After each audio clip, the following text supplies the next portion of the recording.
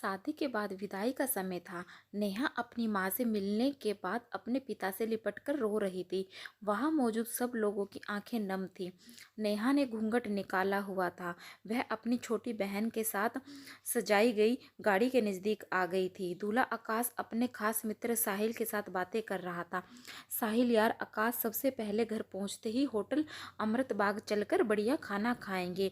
यहाँ तेरी ससुराल में खाने का मजा नहीं आया। तभी पास में खड़ा आकाश का छोटा भाई राकेश बोला, हाँ यार, पनीर कुछ ठीक नहीं था और रस मलाई में रस ही नहीं था। और वह भी ही कर कर जोर जोर से हंसने लगा। आकाश पीछे नहीं रहा। अरे हम लोग अमृतबाग चलेंगे, जो खाना है खा लेना। मुझे भी यहाँ खाने में मज़ा नहीं आया, रोटियाँ भी गर्म नहीं थी।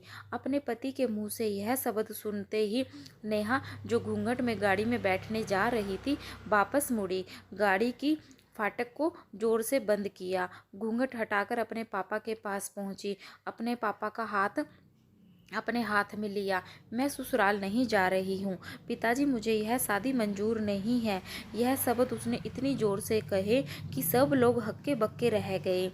सब नज़दीक आ गए। नेहा के ससुराल वालों पर तो जैसे पहाड़ टूट पड़ा हो। मामला क्या था यह किसी की समझ में नहीं आ रहा था। तभी नेहा के ससुर राधे श्याम जी ने आगे बढ़कर नेहा से पूछा, लेकिन बात क्या है बहू? शादी हो गई है, विदाई का समय है, अचानक क्या हुआ कि तुम शादी को नामंजूर कर रही हो? आकाश की तो मानो दुनिया ही लूटने जा रही थी। वह भी नेहा के पास आ गया। आकाश के दोस्त भी सब लोग जानना चाहते थे कि आखिर ऐन वक्त पर क्या हुआ कि दुल्हन ससुराल जाने से मनाही कर रही है। नेहा ने अपने पिता दया शंकर जी का हाथ पकड़ रखा था और नेहा ने अपने ससुर जी से कहा, बाबूजी, मेरे माता पिता ने अपने सपनों को मार कर हम बहनों को पढ़ाया लिखाया, वे काबिल बनाया है। आप जानते हैं एक बाप के लिए बेटी क्या मायने रखती है। आप वह आपका बेटा नहीं जान सकता क्योंकि आपके कोई बेटी नहीं है। नेहा रोती हुई बोली जा रही थी, आप जानते हैं मेरी शादी के लिए, वह शादी में बारातियों की आवभगत में कोई कमी ना रह जाए, इसलिए मेरे पिताजी पिछले 1 साल से रात को 2 से 3 बजे तक जाकर मेरी माँ के साथ योजना बनाते थे। खाने में क्या बनेगा, रसोइया कौन होगा। पिछले 1 साल में मेरी माँ ने नई साड़ी नहीं खरीदी क्योंकि मेरी शादी में कोई कमी ना रह जाए। दुनिया को दिखाने के लिए अपनी बहन की साड़ी पहनकर मेरी माँ खड़ी है। मेरे पिता की इस 150 रुपए की नई शर्ट के पीछे बनियान में 100 छेद हैं। मेरे माता पिता ने कितने सपनों को मारा होगा, ना अच्छा खाया है ना अच्छा पिया है, बस एक ही ख्वाहिश थी कि मेरी शादी में कोई कमी ना रह जाए। आपके पुत्र को रोटी ठंडी लगी, उनके दोस्तों को पनीर में गड़बड़ लगी, वह मेरे देवर को रसमलाई में रस ही नहीं मिला। इनका खिलखिलाकर हंसना मेरे पिता के अभिमान को ठेस पहुंचाने के समान है। इसलिए नेहा हाँफ रही थी। नेहा का पिता ने रोते हुए कहा, लेकिन बेटी इतनी छोटी सी बात है। नेहा ने उनकी बात बीच में ही काटी। यह छोटी सी बात नहीं है पिताजी, मेरे पति को मेरे पिता की इज्जत नहीं। रोटी का क्या आपने बनाई है? रस मलाई पनीर यह सब कैटरस का काम है।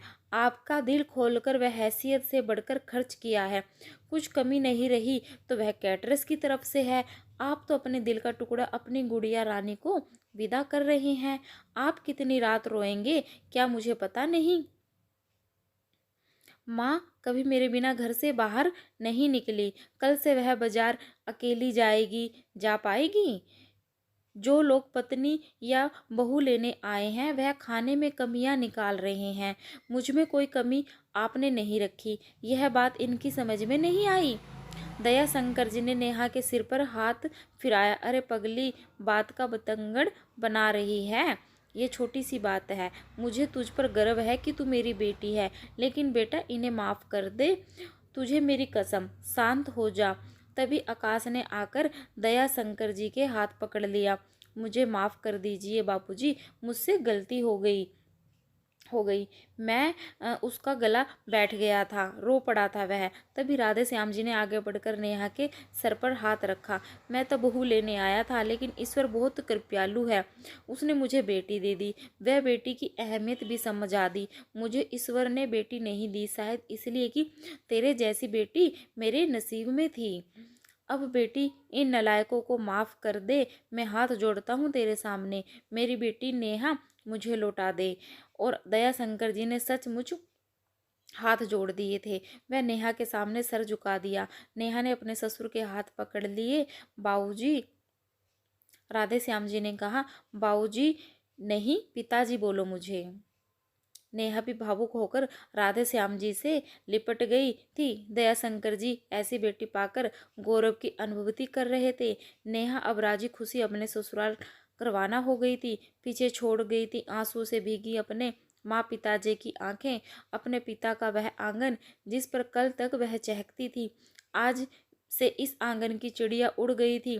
किस दूर प्रदेश में और किसी पेड़ पर अपना घरौंदा बनाएगी। यह कहानियाँ लिखते वक्त में उसे मूर्ख व्यक्ति के बारे में सोच रहा था, जिसने बेटी को सर्वप्रथम प्रायः धन की संज्ञा दी होगी। बेटी माँ बाप का अभिमान व अनमोल धन होता है, प्रायः धन नहीं। कभी हम शादी में जाए तो ध्यान रखें कि पनीर की सब्जी बनाने में एक पिता ने कितना कुछ खोया होगा, वह कितना कुछ खोया होगा। अपना आंगन उजाड़ कर दूसरे के आंगन को महकाना कोई छोटी बात नहीं है। खाने में कमियां ना निकाले। बेटी की शादी में बनने वाले पनीर, रोटी या रसमलाई पकने में उतना समय लगता है जितना लड़की की उम्र होती है। यह भोजन सिर्फ भोजन नहीं, पिता के अरमान व जीवन का सपना होता है। बेटी की शादी में बनने वाले पकवानों में स्वाद कहीं सपनों के कुचलने के बाद आता है, वह उन्हें पकने में सालों लगते हैं। बेटी की शादी में खाने की कदर करें। अगर वीडियो पसंद आया है तो वीडियो को लाइक करें, चैनल को सब्सक्राइब